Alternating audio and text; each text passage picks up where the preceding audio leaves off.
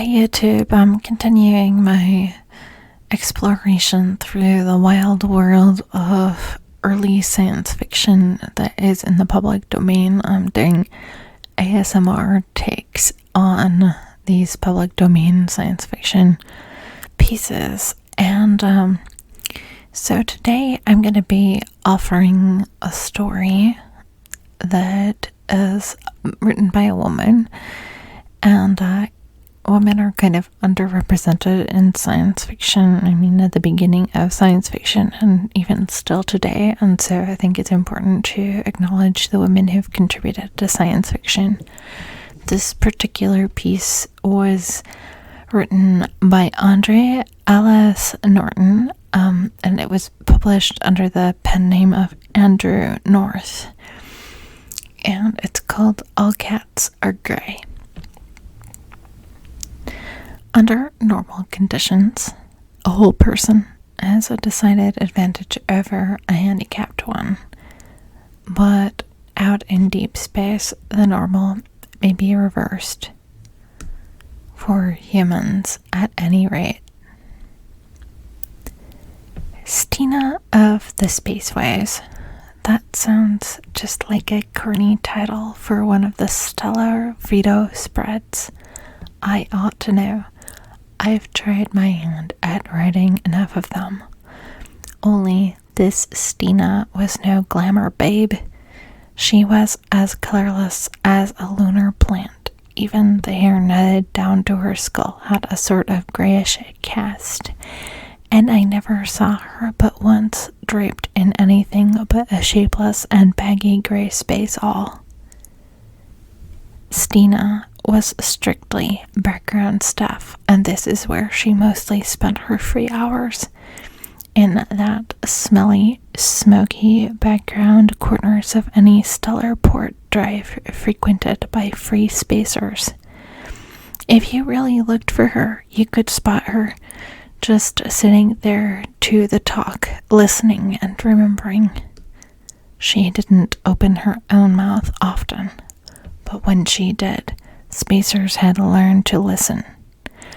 And the lucky few who heard her rare spoken words, those will never forget Stina. She drifted from port to port. Being an expert operator on the big calculators, she found jobs where she cared to stay for a time. And she came to be something like the master-minded machines she tended, smooth, gray, without much personality of her own.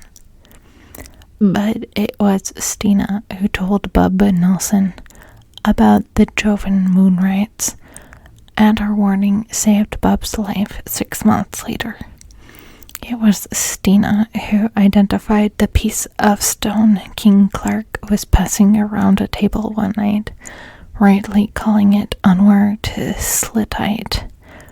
That started a rush, which made 10 fortunes overnight for men who were down to their last jets. And last of all, she cracked the case of the Empress of Mars.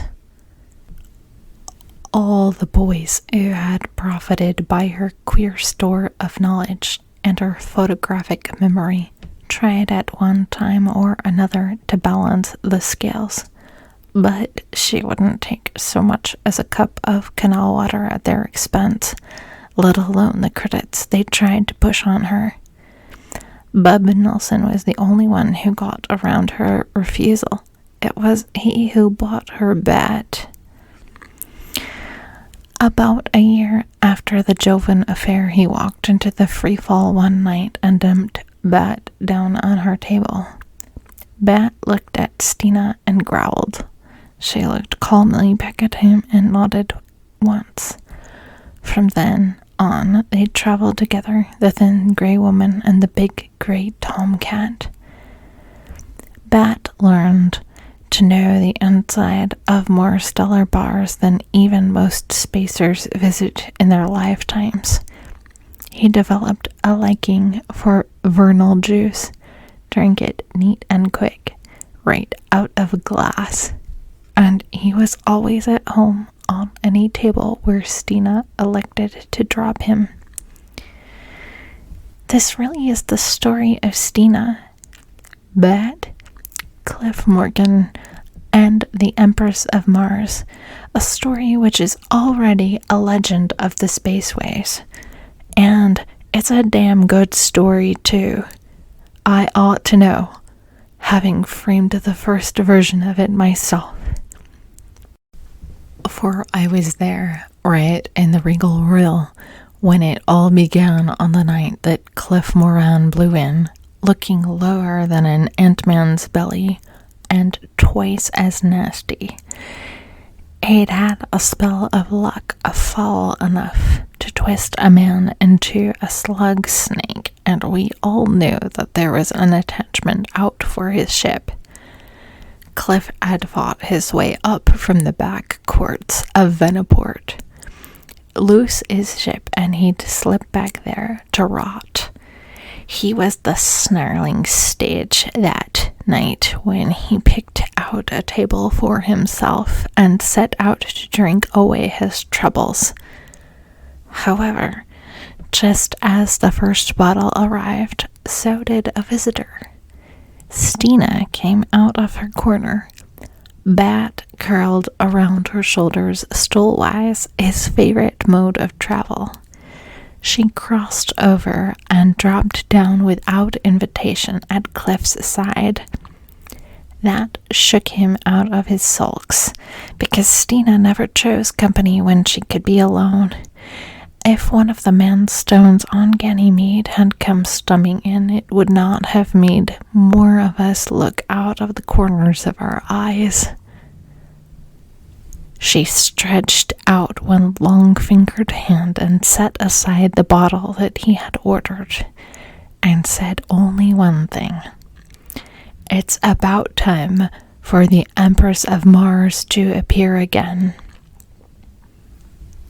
Cliff scowled and bit his lip. He was tough as jet lining. You have to be granite inside and out to struggle up from Veniport to a ship command.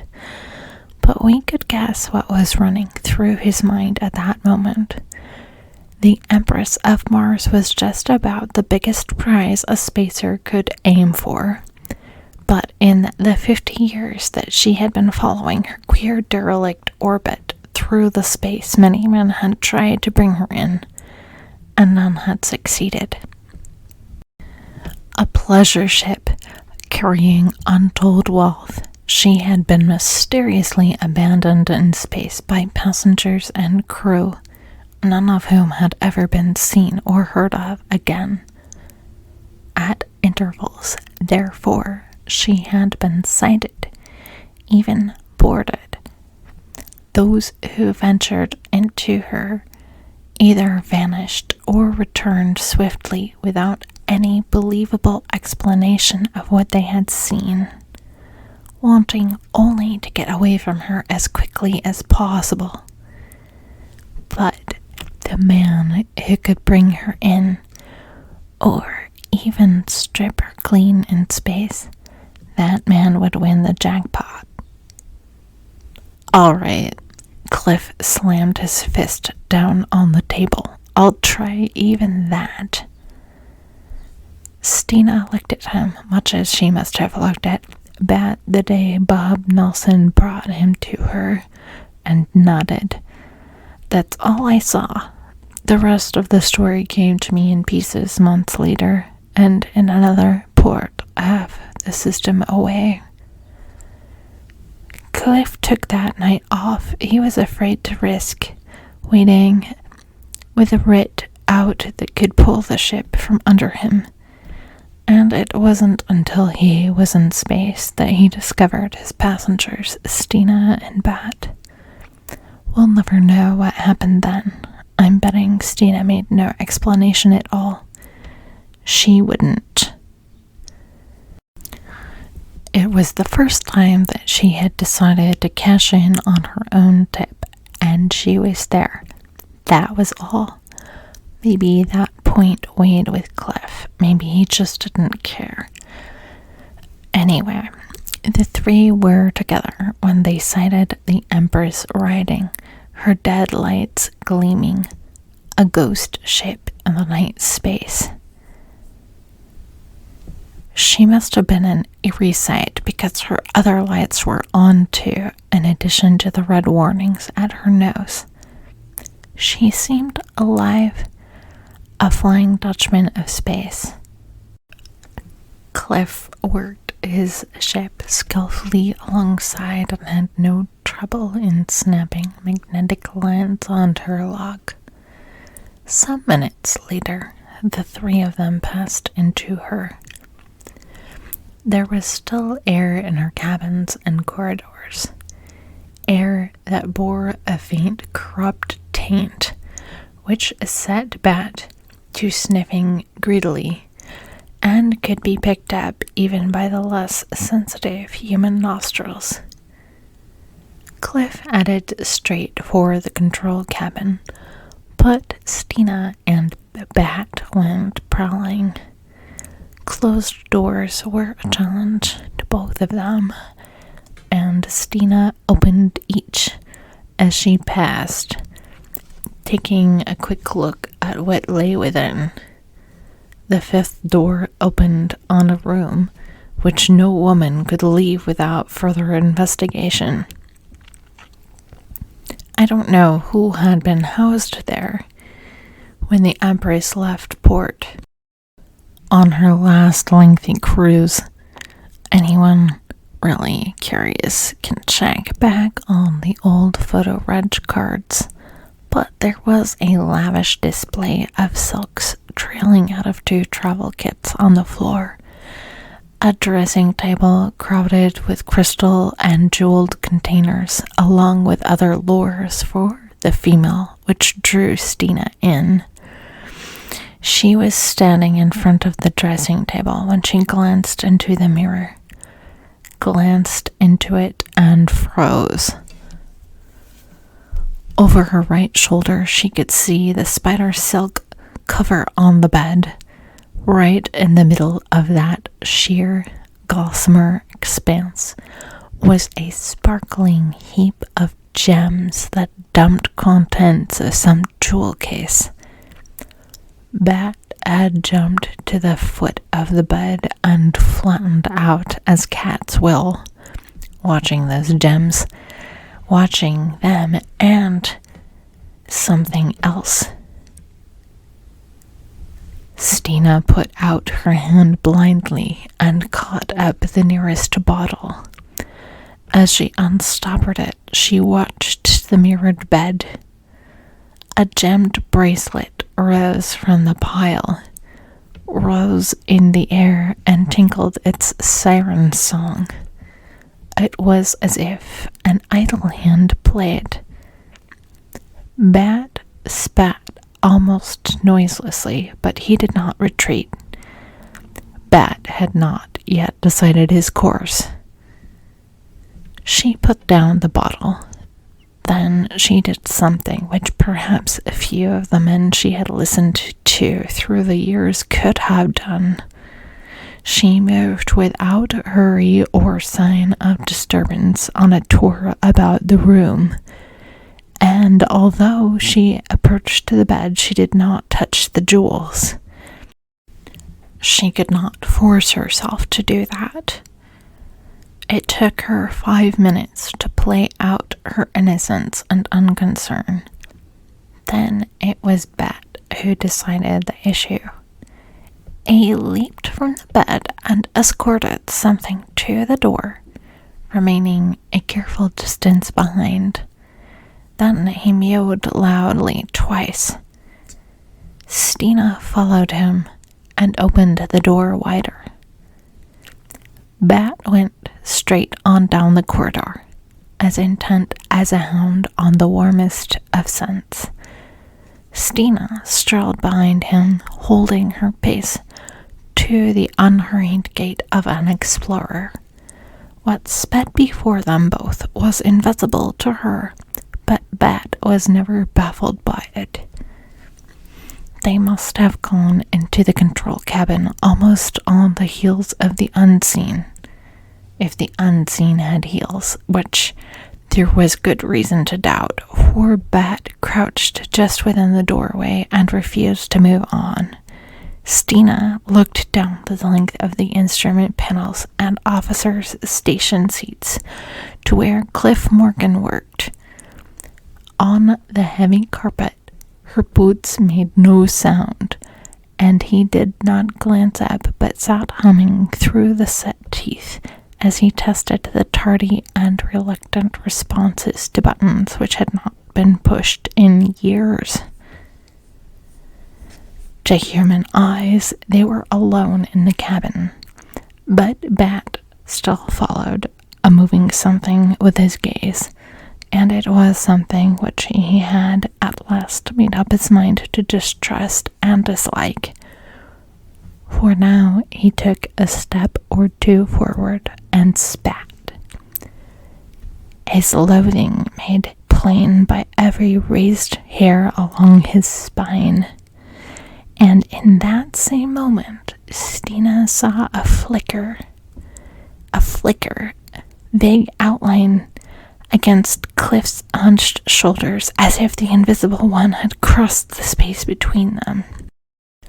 But why had it been revealed against Cliff, and not against the back of one of the seats, or against the panels, the walls of the corridor, or the cover of the bed where it had reclined and played with its lute?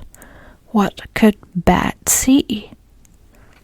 The storehouse memory that had served Stina so well through the years clicked open a half-forgotten door. With one swift motion, she tore loose her space wall and flung the baggy garment across the back of the nearest seat. Bat was snarling now, emitting the throaty, rising cry that was his hunting song. But he was edging back towards Stina's feet, shrinking from something he could not fight, but which he faced defiantly. If he could draw it after him, past that dangling space call, he had to. It was their only chance. What the? Cliff had come out of his seat and was staring at them. What he saw must have been weird enough.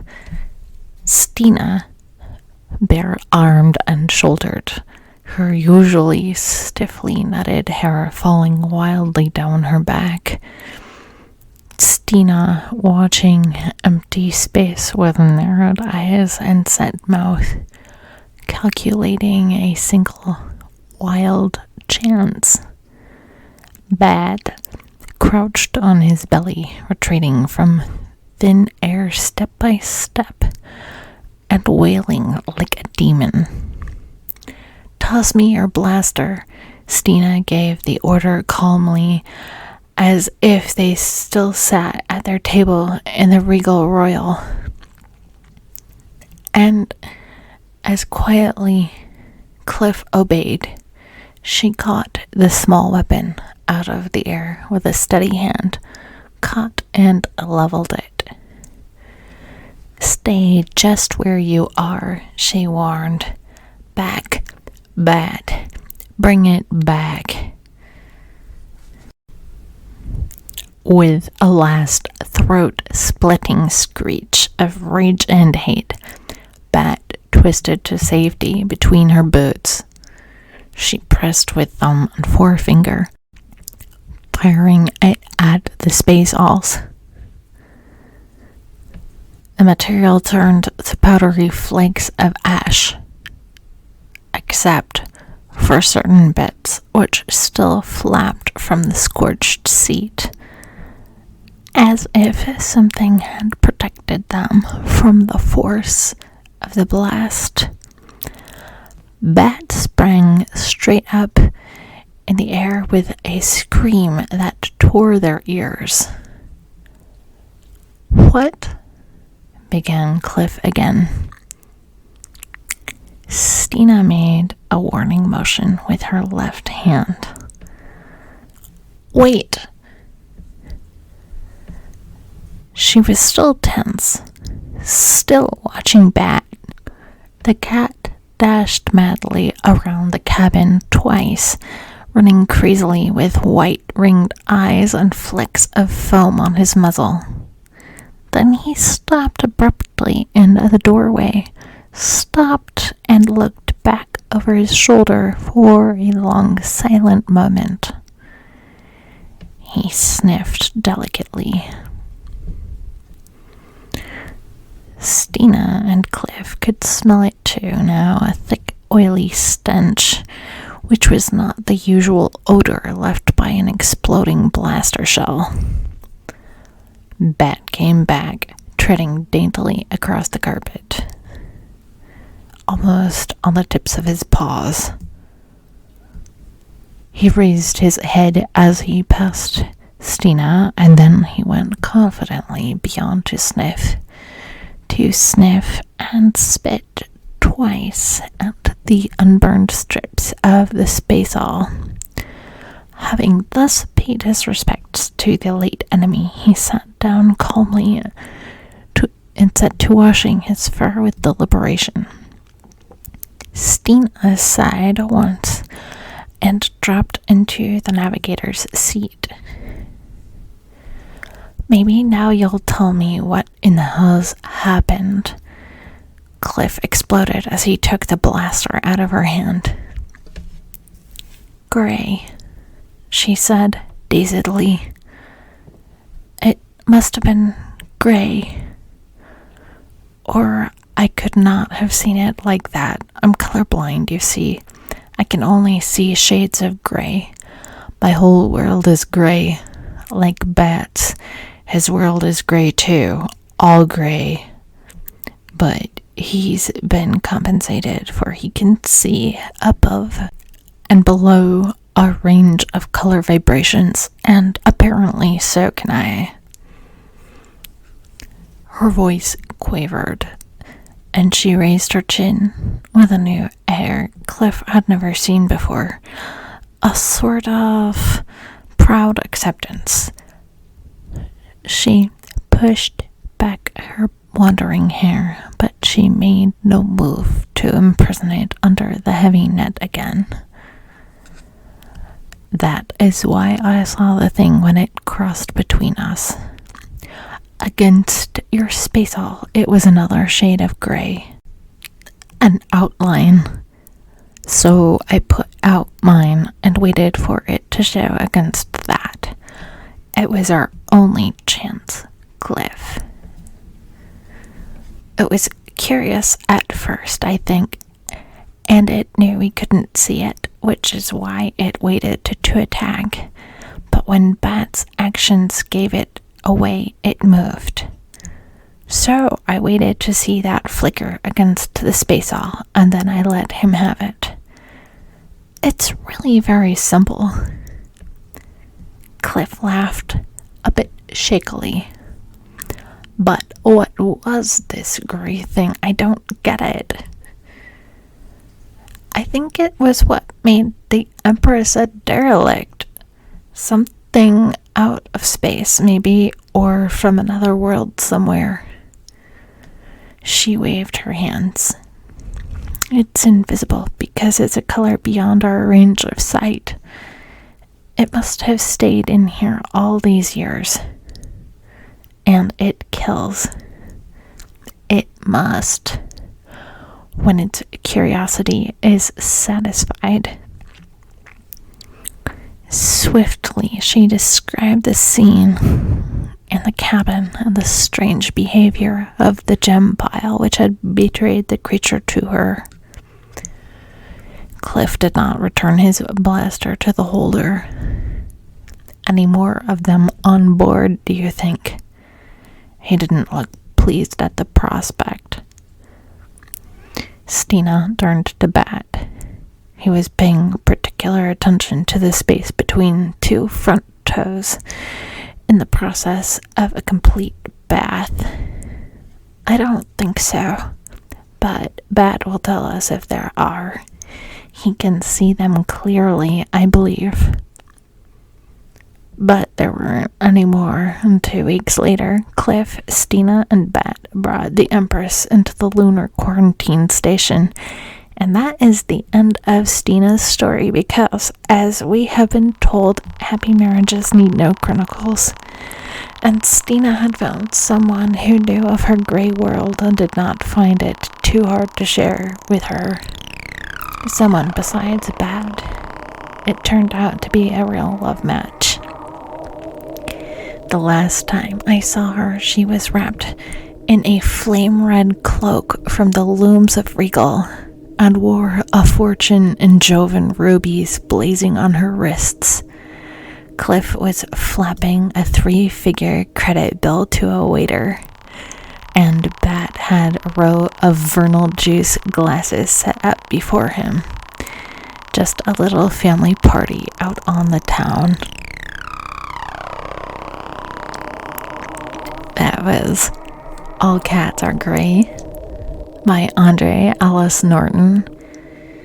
If you like that, just drop a comment in the comment section below, and I'll be making more of these.